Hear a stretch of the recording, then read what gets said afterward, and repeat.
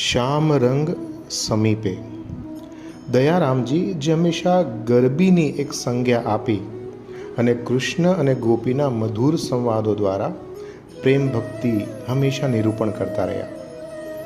જો પ્રેમ છે તે પણ અઢી છે, અડધો છે, ત્યાગ પણ અડધો જ છે. અને આથી જ્યારે પણ પ્રેમની અંદર સ્વાર્થ અને નિસ્વાર્થના શબ્દો આવે ત્યારે ગરબી દ્વારા દયારામજી પોતાની આ સરસ મજાની ગરબી આપણી સામે રજૂ કરે છે. તે છે શ્યામ રંગ સમીપે ન જાવું.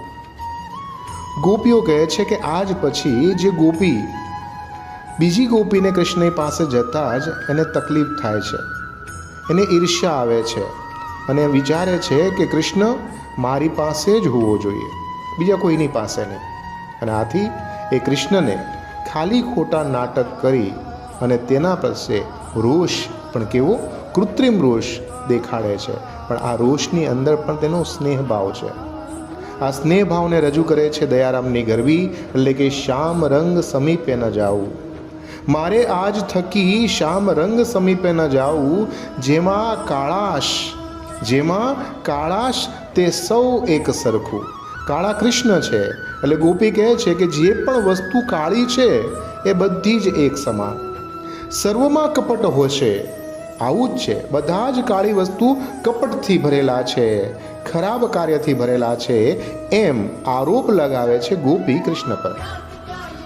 કસ્તુરી જે કસ્તુરી હરણ આવે તેના પેટની અંદરથી જે ઉત્પન્ન થાય છે, ભ્રુપુટીમાંથી ઉત્પન્ન થાય છે, એવી કાળા રંગની બિંદી એ હું આજ પછી નહીં લગાવું. કેમ?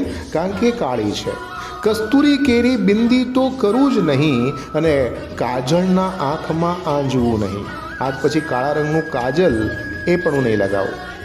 કોકિલા એટલે કે કોયલ, કોયલનો શબ્દ હું સુણું નહીં કાને, કારણ કે કોયલ કાળી છે, એટલે બિંદી, કાજલ અને કોયલ એનો અવાજ પણ આજ પછી મારી માટે ખરાબ છે.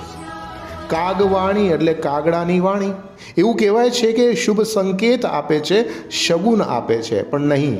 આજ પછી આ ચોથી વસ્તુ એટલે કે કાગવાણી પણ હું શુકનમાં નહીં ગણું.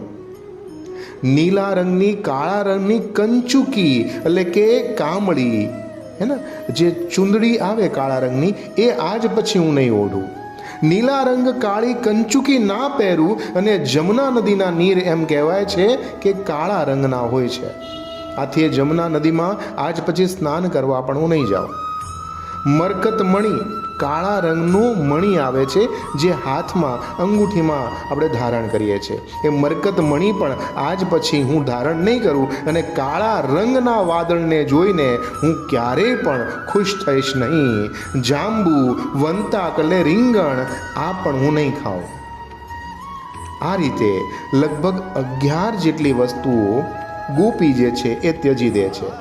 પરંતુ દયારામજી કહે છે કે હે ગોપી, દયાના પ્રીતમ સાથે મુખથી જે વાત કરે છે, શું એ નિયમ પ્રમાણે કરી શકીશ? નહીં. જ્યાં મન કહે છે કે હું તો હંમેશા ભગવાન શ્રી કૃષ્ણનો, હંમેશા હું ભગવાન શ્રી કૃષ્ણની, શું તેને મનથી એક પલક પણ તું નિભાવી શકે છે ખરી?